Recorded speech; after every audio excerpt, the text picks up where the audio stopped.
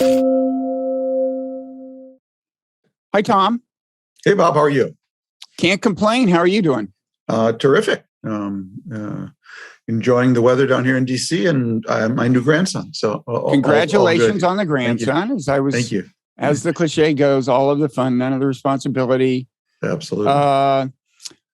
Let me explain how we came to talk. I think you probably need no introduction for almost all of our audience. You're Thomas Friedman. I called you in a recent piece of mine in my Nonzero newsletter, the Dean of American Foreign Policy columnist. I think that's fair. You've written a lot of books, very well known. And that piece is the way we came to talk, to have this conversation. I was writing about Ukraine and how I thought America was partly responsible for getting us into this mess, American foreign policy. And in fact, a certain amount of my argument, I think you agree with, because it was about the folly of NATO expansion. And you were arguing against NATO expansion back in the 1990s. But in the course of my piece, I was critical of something you'd written recently. Because we've known each other a while, I sent you an email, a heads up, and said, wanted to let you know I've been critical. If you'd like to come on, talk about it on my podcast, feel free. Somewhat to my surprise, you took me up on the offer. I'm grateful. And also you became a subscriber to my newsletter. So this is my new business model, is you just go around criticizing people. It doesn't scale. It doesn't scale well.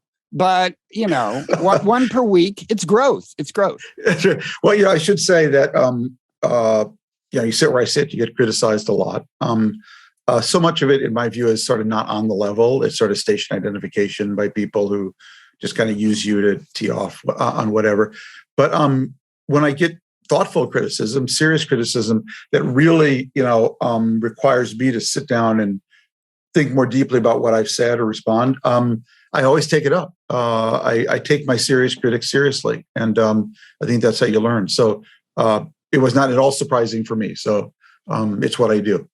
Okay. Well, thank you. So maybe we'll, I guess, cut to the chase. And I want to turn this into a much broader conversation before long about foreign policy, the role of journalists and commentators in shaping American foreign policy, and so on. I focused on this. I'll quote from your column, the things I quoted in my piece. Your column was about Ukraine.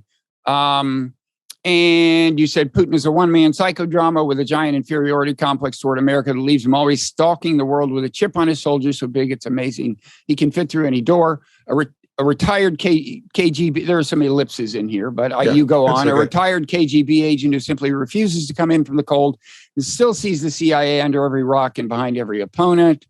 He's America's ex-boyfriend from hell who refuses to let us ignore him and date other countries like China. He's a modern day Peter the Great, out to restore the glory of Mother Russia. My complaint was partly that and it's not like it's a fundamentally inaccurate portrait. It's almost more the way, the somewhat unflattering way in which you chose to cast every aspect of him that you highlighted. Yes. And I said, it kind of makes him sound like somebody who can't be reasoned with. And then I went on to quote you saying that, if he wants to come down from the tree in which he's lodged himself, he's going to have to jump or build his own ladder. He has completely contrived this crisis, so there should be no give on our part. So you're basically saying, there is no point in maybe I'll leave it there. I won't paraphrase it. I won't characterize it myself. But I guess the backdrop of my criticism is that I think very often when the U.S.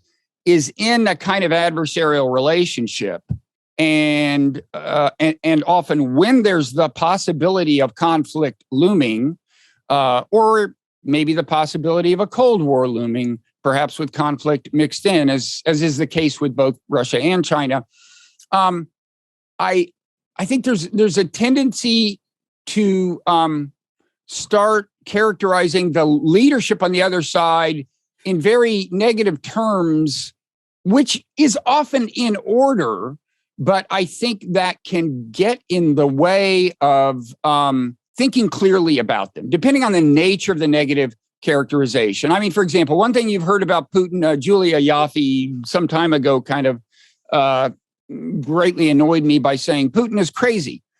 There aren't many people who have been in power as long as he has who are crazy, right? They are rational thinkers, and I have issues about the way the Iranian leadership is characterized. I think they have shown a fair amount of realpolitik. They are, they aren't like loony, jihadists as they are sometimes characterized, and so on. So I kind of think there's this bias that naturally happens when relations with another country get tense.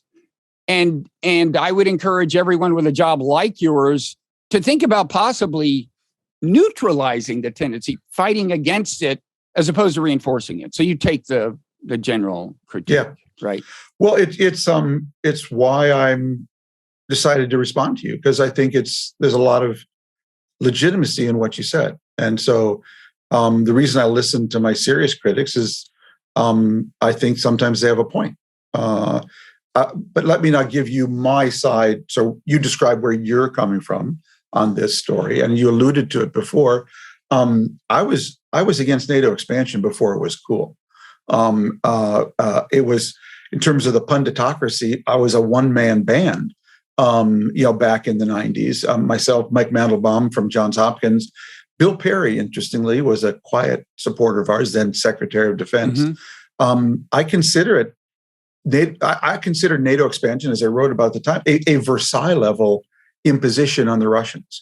That we took a country that was weak, that had lost a war, and imposed on it restrictions or dangers or threats that at the time it was too weak to oppose. And I went out and called your neighbor then in Princeton, George Kennan, and asked him about it. And one of the great thrills of my life as a foreign policy writer, to have had a long conversation with him on it. And he said, one day we will regret this. Mm-hmm. And so I've always deeply opposed it. I thought we made a terrible decision, Bob, back in the 90s to trade the potential of bringing Russia at least into the Partnership for Peace, if not into the West, a mm-hmm. Russia that had had an authentic, peaceful revolution. And we traded that for Bulgaria in NATO. And I just thought it was one of the worst mistakes ever. And by the way, it was done for cynical, I think, political reasons here too. Had to do with Eastern European votes and just and a lot of other things.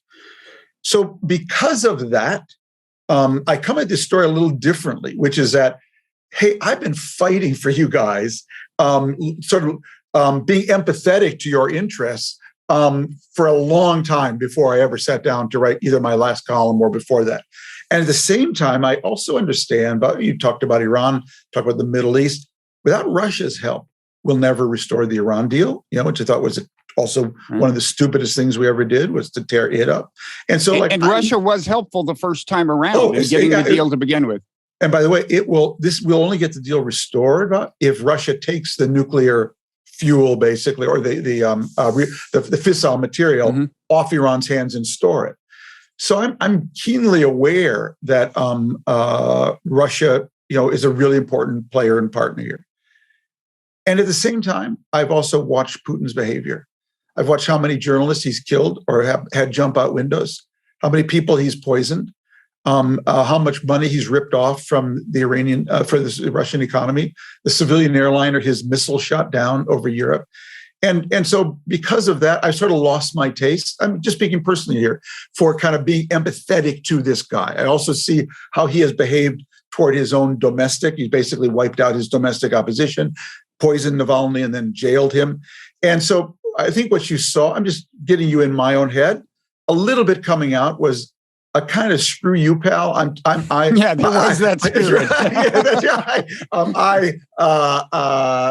stuck my neck out for you, your country, for a long time. And by the way, I've been to Ukraine, and I've really admired what Ukrainians have done and been empathetic to them to achieve their own independence. So if you ask me, sometimes, that was also my station identification.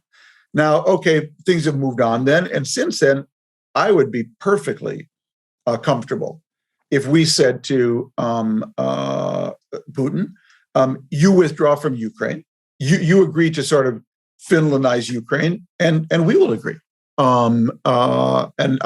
If that's getting him down the tree, I think that would be a big jump from him down the tree. At the same time, I think that would be an important move from our part for two reasons, Bob. Now, you mean, in effect, a neutral Ukraine, right? Which would be agreeing not to extend NATO membership. Yeah, I first of all, again, I'm still against all this NATO expansion because we are never going to defend these countries. But you can see how I took away a very different lesson from your column when you said basically screw him, don't talk to him almost. Right. Absolutely. And I'm telling you sort of my mental mood at the time.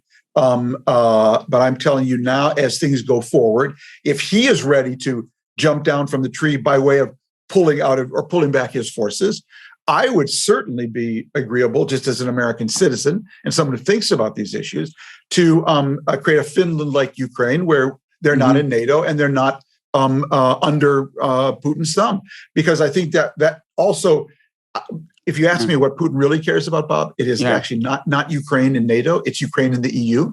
Yeah. Ukraine is a successful free market democracy, standing every day in contradistinction to the Russia he's built. And so I would much rather tell the Ukrainians, you're not going to be in NATO, you're not going to be in the EU, but you can have a very intimate economic relationship with the European Union. I think that's where a potential deal is. So I'm going to accept your criticism on my tone. That's why I'm here today, because I thought it was legitimate. I'm just trying to tell you sort of where I've been coming from, the evolution of my own thinking. I have nothing more to say on that. I think you'll see as I write about this forward. I'm not apologetic, but I understand we have no interest in going to war with Russia over Ukraine. In fact, we're not going to. Yeah. And what my opposition to NATO expansion was, we are never going to go to war to protect Lithuania. So why are we extending our nuclear umbrella to people who ultimately we are not going to defend? Now, Lithuania is in NATO, right? Yeah, all the Balts are. Right. And what I'm saying is, you don't think we would go to war?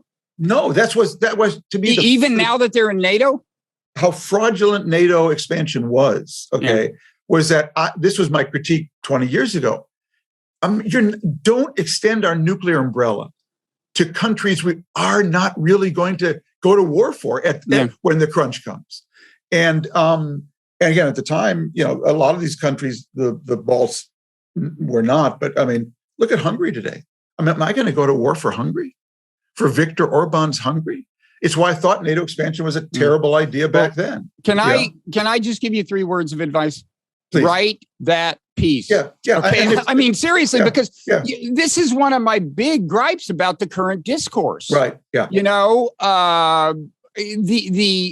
There's very little discussion, it seems. There's a lot of celebration of how Biden has kept the Europeans, for the most part, together, and he sent in weapons, and all of this has raised the costs of invasions. Putin's in a box, great.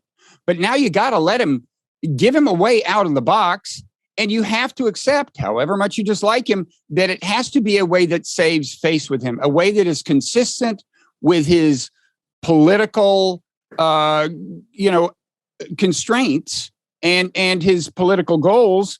And almost nobody is talking the way you talk, and you have one of the most powerful platforms in the whole conversation. I think it would be, I think it would significantly influence the conversation. Yeah, well, the story has moved on since I wrote that column, number one, and it's evolved, and I fully intend to come back to it. But when I said don't help him out of the tree, what I meant was, in my own head, is he's got to be willing also to tolerate and invite and support a neutral Ukraine, and that's something he's got to do. And so, but I take your point, and the reason we're having this conversation is I thought it was a legitimate criticism. Yeah. And of course, the thing that Biden has seemed most emphatic about is we are not going to guarantee you a neutral Ukraine. He is almost hemmed himself in there. Yeah. And there's just so little exploration of the various things you could say that might even be short of a formal commitment to never accept Ukraine. And people aren't even talking about that. Like Biden saying things that basically establish that, look, you don't have to worry about it, and so on. Anyway, Let me just, before I end though, because this is where let me do a backflip that I was critical of your criticism, which is because you use the term empathetic, thinking, strategic empathy, which I like. It's an interesting idea. Well, let me be clear. The term I use, I have been involved in conversations using the term strategic empathy. That's not really my term, and neither is cognitive empathy. I mean, I didn't invent it, but that's the term I use. And I just want to establish that's not the same as emotional empathy. We're not talking about feeling Putin's pain, even caring about him. We're just talking about perspective taking, understanding how he views the world. That's all I mean. Right. And my pushback on you is that I think we owe the Ukrainians that as well. The majority in Ukraine, how they think of themselves, their future. These are people who since 1990s, early 1990s, have been struggling to be independent of Russia, culturally, politically, economically, and militarily. And I think we owe them the same kind of strategic empathy as well. Sure, but right now they are, with all due respect to them, not significant players. I mean, Putin is going to decide whether he's going to invade. We and the Europeans are establishing the incentive structure. The Ukrainians don't have all, I mean, they're not, I don't think it's as important in terms of avoiding war. I think it's much more important to understand Putin's frame of mind than Zelensky's frame of mind, to be honest. So that's, and again, I'm not saying don't care about their welfare. In fact, one thing that bothers me is, we're sending in weapons, and okay, if that succeeds as a deterrent, fine, that's good for the Ukrainian people. But there is this flip side, which is that then if there is a war, that could mean a longer, bloodier war. It could actually, in a perverse way, raise Putin's tactical aspirations. You just never know when you send weapons in, or not, because I mean the kind of porcupine strike. You do want to say to Putin, it could go either way. Yeah, well, exactly. What I want to say is I haven't heard anybody talking about the possible downside of more weapons in Ukraine, meaning a longer, bloodier war. Syria is, of course, a very different case in billions of ways, but it is a case where we and our friends sent in a bunch of weapons, and in the end, that got more Syrians killed, not fewer. That can happen. So I want to quote something else you said in the 90s in this very same column where you called up George Kennan and quoted him, and he just sounds so prescient. And it's you should read a little bit what he said if you have it there, because it is so prescient. I want to, if I can, find this thing that you said. Here it is. This is you talking. You. I don't know if you remember. I don't know if you've gone back and looked at this column. You were devastatingly critical of the American foreign policy establishment of the time. Yeah. And I want to read the whole thing. Yeah, please. You say, but there is one thing future historians will surely remark upon, and that is the utter poverty of imagination that characterized U.S. foreign policy in the late 1990s. They will note that one of the seminal events of the century took place between 1989 and 1992, the collapse of the Soviet Empire, which had the capability, imperial intentions, and ideology to truly threaten the entire free world.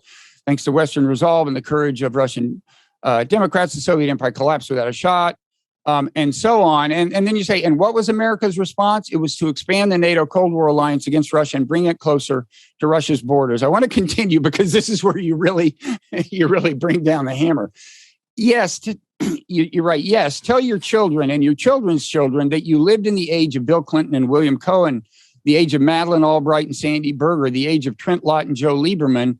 And you too were present at the creation of the post-Cold War order when these foreign policy titans put their heads together and produced a mouse. Then you write, we are in the age of midgets. And that's a reference to all those people. You write, the only news is that we got here in one piece because there was another age, one of great statesmen said. Now, first of all, my commendation. But I would say my view is that it hasn't gotten much better since then. Mm-hmm. Mm-hmm. It really hasn't. And that's why, I went through in the piece in my newsletter and talked about first is Clinton's mistake of expanding NATO, but then George W. Bush promises NATO membership to Georgia and Ukraine. Yeah. That was critical. The Europeans didn't want it. He foisted it upon them. I'm also critical of what he did in Kosovo because unlike what we did in Bosnia, and unlike the Afghanistan war, and unlike the Persian Gulf War, that did not have the authorization of the UN Security Council. And as a result, Russians can point to it. You can quibble about the details and how good an analogy this is, but they cannot implausibly point to it as being a case where we use force to change borders and also analogous to their meddling in Georgia and so on. So I think that was a mistake. And then you get to Obama, and this, we don't have time to get into this much, but I thought it was a big mistake to get involved in Ukrainian politics to the extent that we did. The famous passing cookies out on the Maidan thing, and the intercepted phone call where Putin has our people basically behind the scenes anointing the next leader of Ukraine right before the current democratically elected president leaves the country for fear of his life as his opponents roam the streets with guns. I mean, it's not crazy for Putin to see that as, it certainly allows him to call it a U.S. orchestrated coup. And it's not crazy of him to see that as a kind of meddling that if he did it in Mexico would drive us crazy and lead possibly to intervention. We are famous for intervening with force if necessary when comparable things happen anywhere near us. And we have a very expansive conception of our neighborhood. So, and I can take this all the way up to the current moment. And so let me just respond a little bit. Yeah. And again, because the reason I took note of your newsletter and criticism is I like to team B myself. I like to stress test my arguments.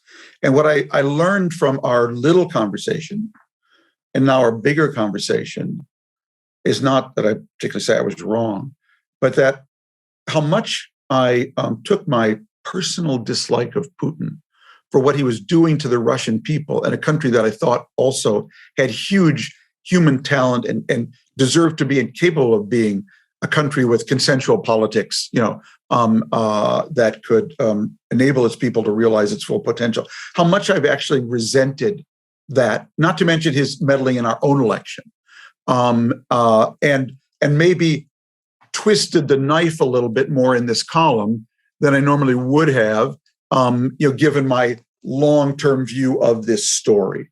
So that's why I responded to your criticism, because I said to myself, hey, is your dislike of Putin for what he's done to Russians, by the way, what he's done to us in messing in our election, translating into a position on this geostrategic situation that, if you're looking at it de novo, would not necessarily be. So that's where I was coming from.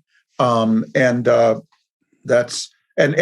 of the things I always tell people about column writing is that this goes back to being a foreign correspondent, is that I'm engaged in a dialogue with myself, with the story, with the reader, and never judge me from one column. Again, I'm not apologizing for what I wrote. I'm explaining to you where I was coming from and why your criticism made me say to myself, because this comes from a serious person who I respect, this is something on the level. You need to think about this. I'm telling you how I thought about it.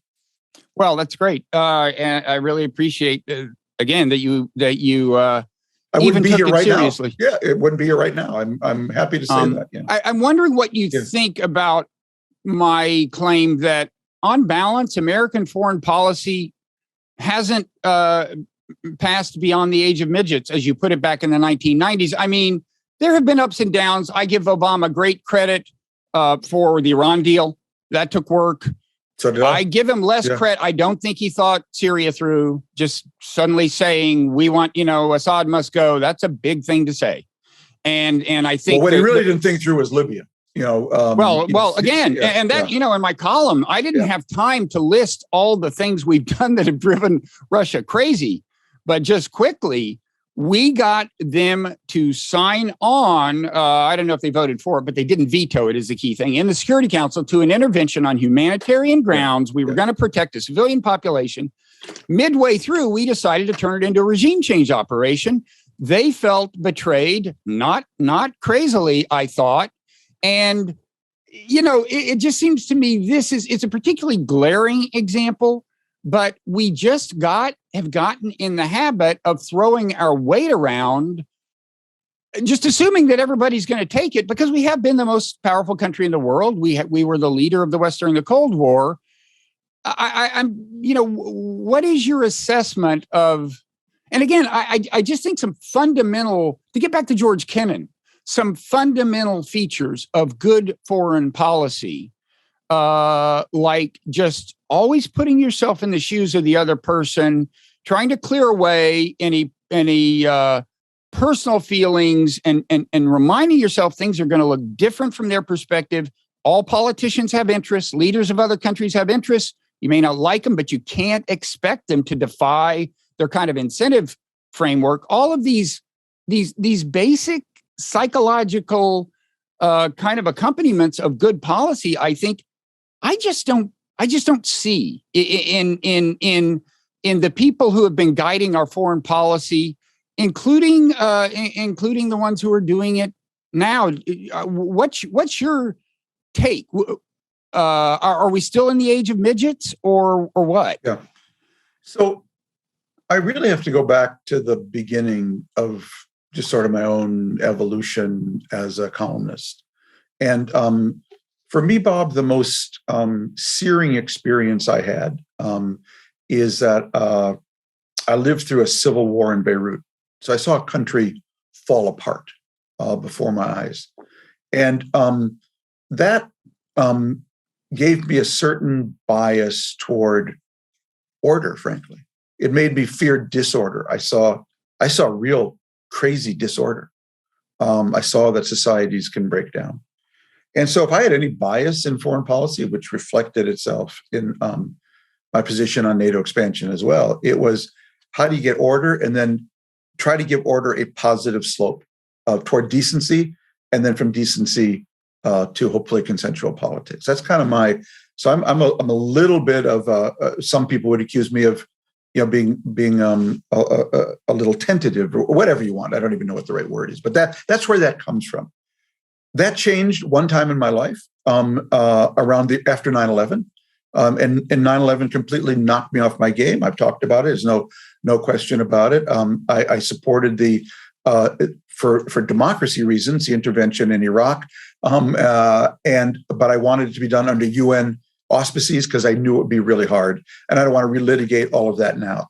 After Iraq, the lesson I learned from that was that the alternative to autocracy in the Middle East, at least, is not democracy, it's disorder. So on Syria, I was never an advocate of, I was just really wary about the whole thing. And on Libya, ditto. So ever since then, I've been much more cautious in my my whole approach to this story. Now, at the same time, I guess what my criticism of you would be is that we're asking to really get inside in an almost empathetic way, how these people are looking at the world and what are their concerns. And I think it can also underestimate just how mendacious some of these people are, over and above their sort of geopolitics and geostrategic situation. And I think that's a danger too. And so my whole approach to the world and writing about the world is two things. One is I take every story in and of itself. That is, there is no Friedman doctrine other than, try to break order into decency and then decency into something else. And so every one is separate for me.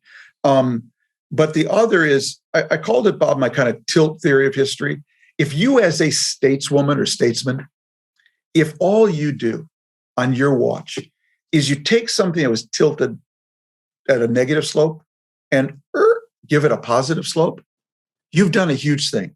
So I'm not for grand slams, which is why one of my heroes always was actually George H.W. Bush. I think he was the best foreign policy president we had in my lifetime, because they helped take the Soviet Union without firing a shot and a casualty from a negative slope to a positive slope. If that's all you do, and so that's how I tend to look at these situations.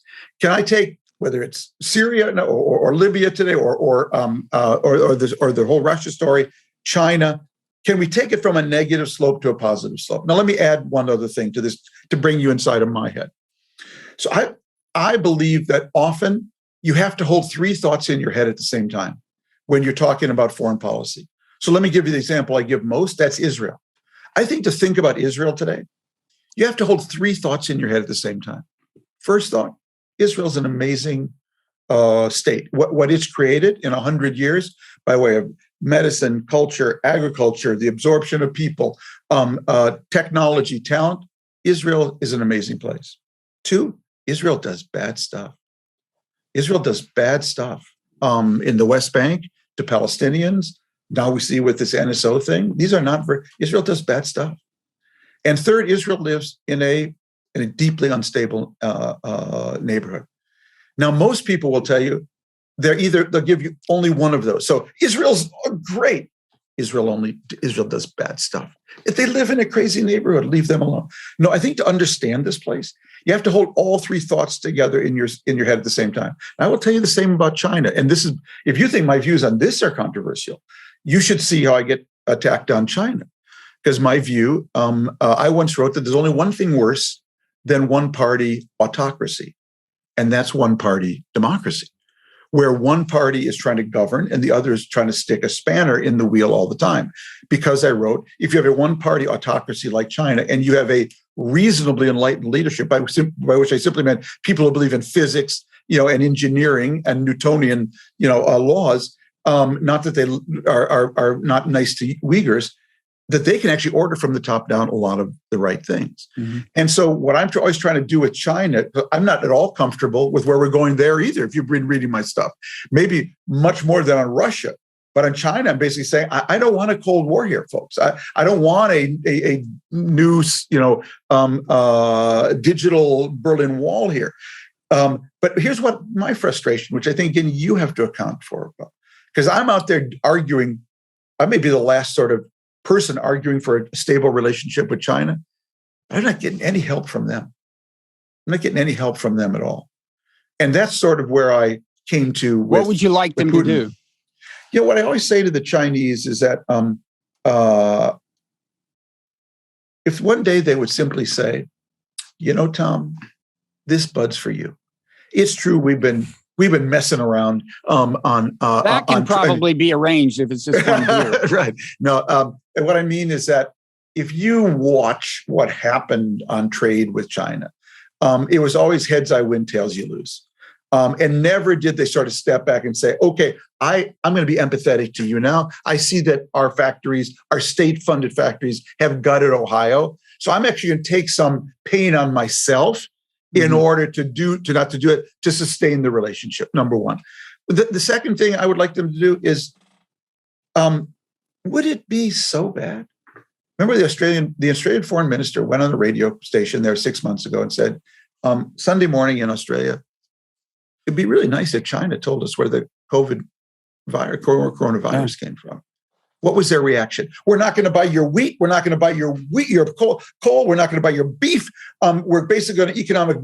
All I said was, we've just had a global pandemic that by all accounts started in your backyard, and you will not tell us anything about where it started. Mm-hmm. And so when they're doing that, it's very hard for me to want to advocate here, hey, we got to really be understanding of their geostrategic situation. Now, just to say that it's hard for me doesn't excuse me, because I got a big platform. That's sort of what you're saying. Hey, Tom, I get you. But remember, you have a big platform. People are going to read this. And the reason I'm here and having this dialogue is I like to team beam myself. So that's what I'm doing today. No, it is very hard. And, something I got into a little in just yesterday's issue of the Nonzero newsletter is the connection between cognitive empathy and emotional empathy, and how it makes it hard to do. Like, for example, if you empathize with, in an emotional way, with the situation of Taiwanese people who don't want to be invaded, don't want to be part of China, it actually makes it harder to put yourself in the mind strategic of a lot cockpit. of the people in China, in mainland China, who just consider that part of China, and just understand that it's a fact. They do. They would not consider it an invasion. You need to understand that, and you need to understand that Xi Jinping has a lot of people on his side. Like, autocrats are never really autocrats. They always need popular support. I want to ask you how you feel about a tendency that really bothers me in the Biden administration foreign policy, and among a lot of progressives, which is to cast the current situation as some kind of death struggle between democracy and autocracy. Right? We had this summit of democracies and so on.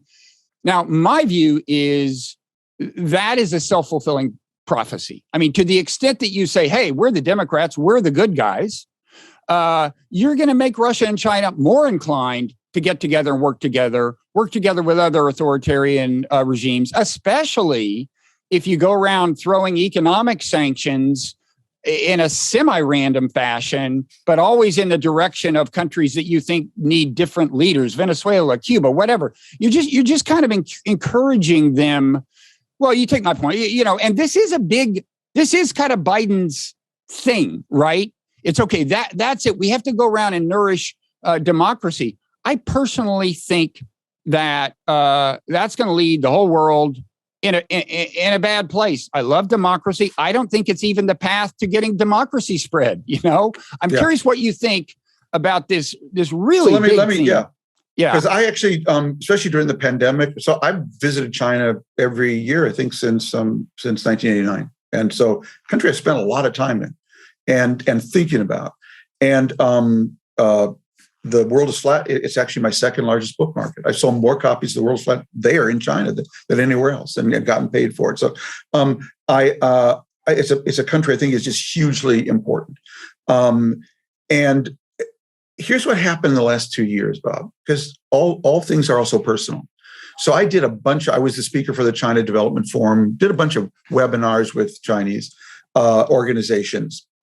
And if you listen to me, I'd say, you know what? We're going. Here was my argument. The 40 years from 1979 to 2019 were epic in U.S.-China relations. It was an epic I call of unconscious integration, where basically an American company could wake up and say, I want to do business in China. I want to have a supply chain from China. American parents could say, I want my kid to study at Fudan, or Tsinghua. And Chinese could say, I want my kids to study at Ohio State, and I want to have a factory in Ohio. Okay. And it was an era of unconscious integration when we became what I call the real one country, two systems. It was really America and China. Now, the world had many ups and downs during those 40 years, but on balance, I would argue that the last 4 decades, if you think about great power conflict, was 4 decades of great power peace and a lot of global prosperity, not divided equally, but nevertheless, the prosperity and the relative peace of the world of the last 40 years. And many people were pulled out of poverty in East and South Asia. 800 million, Yeah. And so again, this gets back to my three ways of looking at China: authoritarian, just brutal on its own people, just doing terrible stuff to Uyghurs, and pulled 800 million people out of poverty at the same time. So you've got to always look at these in this multidimensional way. And so that was my view, that this relationship was actually the most important thing accounting for global peace and prosperity and stability of the last 40 years. Not the only thing, but of all the factors, it was the most important. So I don't want to lose that. So I would go and I do these webinars in China, and I would say, hey, we're both kind of off the track. We, America, we've got to do this that we shouldn't be doing, okay? And you, China, you need to do this that you shouldn't be doing. Now, here's what happened. The Chinese would take my remarks. They would translate them into English for the Global Times. They would just talk about what I said America has to do. Then they'd spew that out into the world. Then Fox or right-wing, news sites would pick it up, and they'd say, "Look at Friedman, running dog, pro-China thing." Now, I don't care. I can handle criticism, as you can see. I don't care about that. But my anger was with the Chinese, because I was basically saying, "Wait a minute, I'm trying to do something really on the level with you, and your response is to take it and turn it, against me and the whole story. So fuck you. You know what I mean? I'm not gonna be the only sucker in this story. All right. I'm not gonna be the only one who believes in this relationship. And so that's what I say. That's my problem. And I think you have to be careful, Bob, that in your strategic or emotional empathy to them, cognitive empathy, you also underestimate sometimes the true venality of some of these parties and people, or leaders, not people, in these systems, and that also can blow up on us. So that's where that's my pushback on you. I don't know. I have a pretty cynical view of people in general. I think if anything, my cognitive empathy, the corrective, one thing it leads me to do is point out that, as horrible as a lot of things they do seem to us, they look at us and they have a lot of objections that from their point of view make sense. From the strategic, for example, to us not granting them a sphere of influence, China, that is, anywhere near as big a sphere as we have demanded for a long time, same with Russia, to more kind of human rights-y issues. It's and you always have to be careful and start out by saying, of course, what they're doing to the Uyghurs is horrible. It's a violation of human rights. I don't think we actually have as clear an idea as we sometimes think we do of exactly the magnitude and nature of it, but it's bad. And I personally think the word genocide is being thrown around too casually. As you know, the word has expanded in meaning a lot since World War II.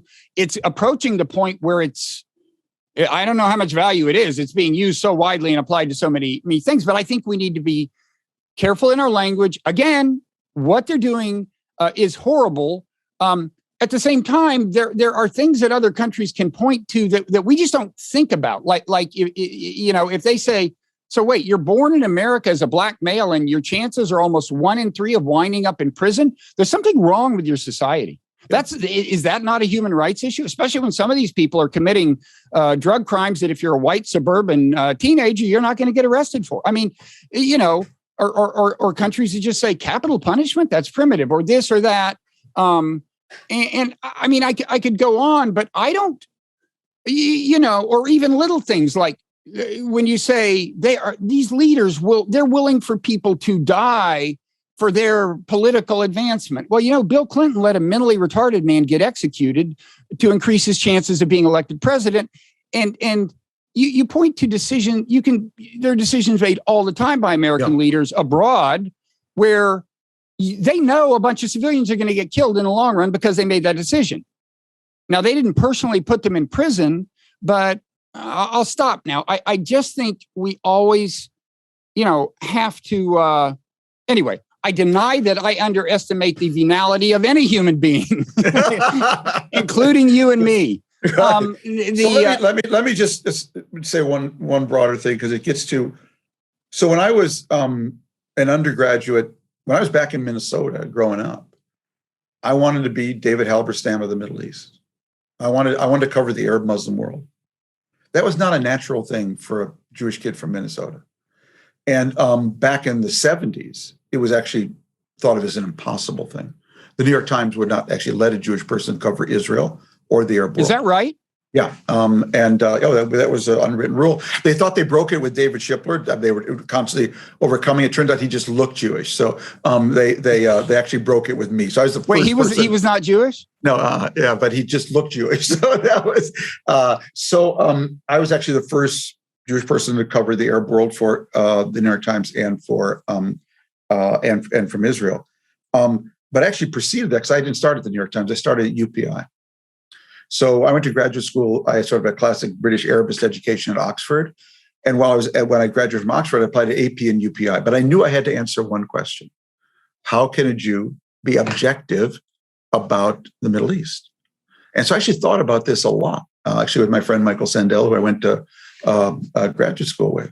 And I came up with my own definition of objectivity, which is relevant to your point and was the first thing I thought of when I read your blog. I said objectivity is not equal to ignorance. That is, some people thought the most objective reporter in the Middle East, we find a Gentile from Montana who's never met an Arab Jew in their life, and you plunk them down in the Middle East, they'll be the most objective reporter. That's actually equating objectivity with ignorance. And I think that's not the right approach. The reporter is much more like a judge in a jury trial, not the juror. And so the definition I came up with is that I think objectivity is a tension. It's a constant tension between understanding and disinterest. I can't possibly write a fair column about you or about Russia or about the Palestinians and Israelis unless I almost look at the world through your eyes. And at the same time, I can't write a fair column as if I don't maintain a certain distance and disinterest. And that's why objectivity, I say, is a constant tension between those two. And you rarely, find an equilibrium point. And so when I was the New York Times correspondent in Israel, people used to write me, you're not objective, you're not fair. They pick out some 750, word story I wrote about one thing. And what I told everyone, Bob, is judge me not on one column, because I'm constantly judge or one news story. Judge me on a year. Okay, if you read my stories for a year and you find that they've consistently tilted this way or that way, then you've got a case. Mm-hmm. But don't pluck out one thing, because I'm in a dialogue with this story. Now, when you're a columnist and you're writing once a week now, you don't have the luxury of maybe that sort of constant dialogue where the next day I'd have a Russia column. I'm not apologizing for anything, but I'm just saying my dialogues are more interrupted and episodic now. But that's how I look at things. I mean, I'm trying to engage with this story. And the reason your criticism struck me was that going back to my definition of objectivity, it fit right in there, and it made me say, okay, where am I on this story? And that's why I pay attention to my serious critics, people who aren't just trying to take you down, but actually saying, hey, I read you, and you might want to think about this.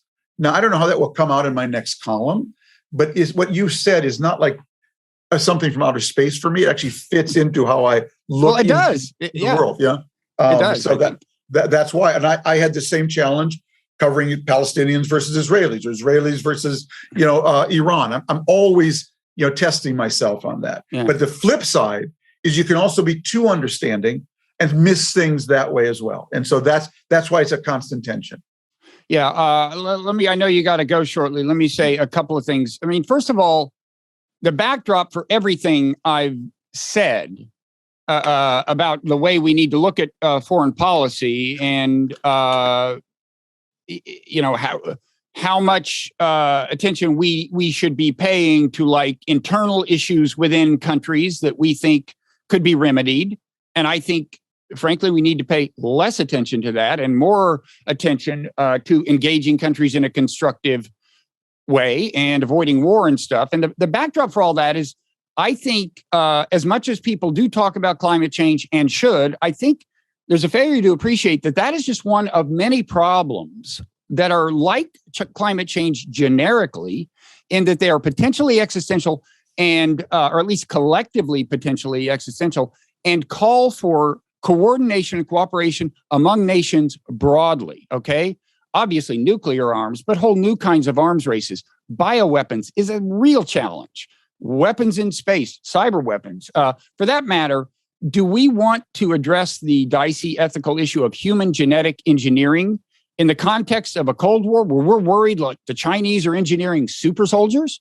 I don't think we can address that. So I just think, life is full of trade-offs. And we can't solve all the problems at once. And I think if we appreciate the fact that the very survival of the planet, or at least its survival in a form that we would want to live in, is at stake, it would change the way we look at foreign policy, I think, in a direction that fundamentally you and I both approve of, which is a little realist, in the foreign policy sense of the term. So I told you when we began that I'm working on a new book. And the new book is exactly about this.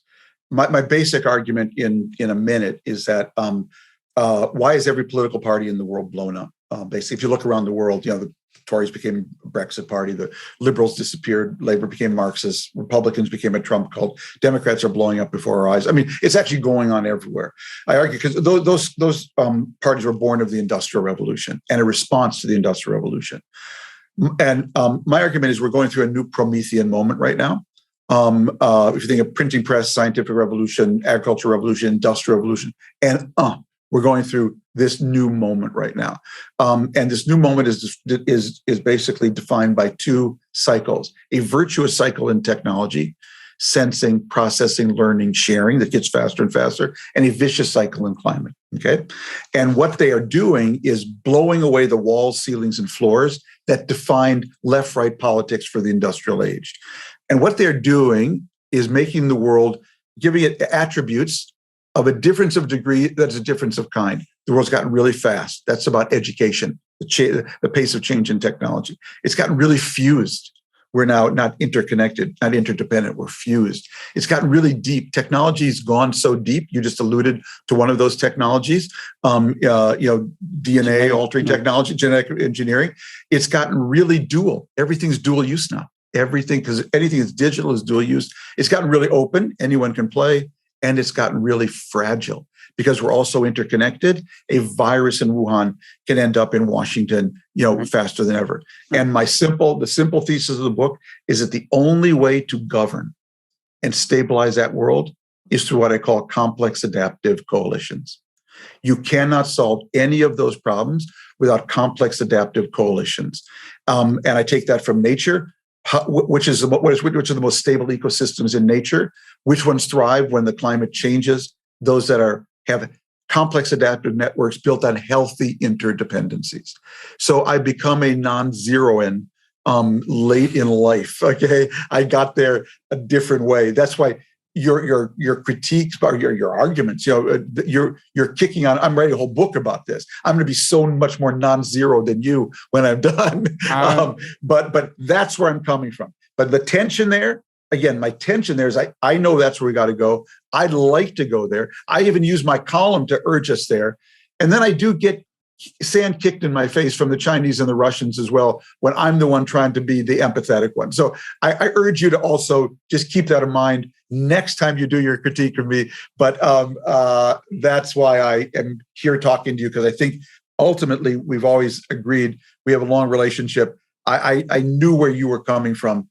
It's in the back of my mind, but these other factors also are playing. I'm delighted to hear that. I really appreciate your taking the time and using the word non-zero, because that is the name of my newsletter and a book I wrote. And I know you got to go. You mentioned to me by email that you had written this email to me in 2003. Do you want me to read it? Do you have time? Sure, go ahead. Okay, so it was the first week of the Iraq War, first time I went into Iraq. This is March 30th, less than a month after the invasion. You, of course, as you said, supported the war, but you were clearly having doubts early. Here it is. I supported the war if it were done a certain way, but never mind. Go ahead. You said, "Dear Bob, I have just kept myself in a holding action since the war began because I don't want to be lurching around from one mood to the other until things are clear to me. But I have to confess, I am already so deeply worried about what I've seen. I wish we could just pack up and leave. We could claim that we had punished Saddam for not complying with the UN, that we are going to view this operation as a form of aggressive containment, and we will leave before his whole government collapses into our hands. Did you see the picture of the U.S. Army doctor cradling that girl on the front page of our paper today? That is us in Iraq. But I always feared that we would break it and we would own it. And having foolishly done all this without the UN, we will own and alone. I saw this play in Lebanon and I did not like how it ended. I'm very, very, very, very worried. That's 4 varies. Tell me I am crazy. That was the email. I don't know. That was it was my first day in Iraq. That was after my first day inside Iraq. Yeah. Well, yeah, I think you had it about right. I got plenty of things wrong too, but it's a tribute. It's a tribute to your flexibility and your willingness to reconsider things, and that's the reason you're here. I really appreciate it. Book sounds great. I hope we'll have a chance to talk about it more. Yeah, anytime. And thanks again, Tom. We'll see you down the road. I really appreciate it. I learned from this, and keep annoying me. If there's one thing, if you ask my wife, what gift did God give me? It is to annoy people. And I'll do my best. Thanks, Tom. God bless you. You bet.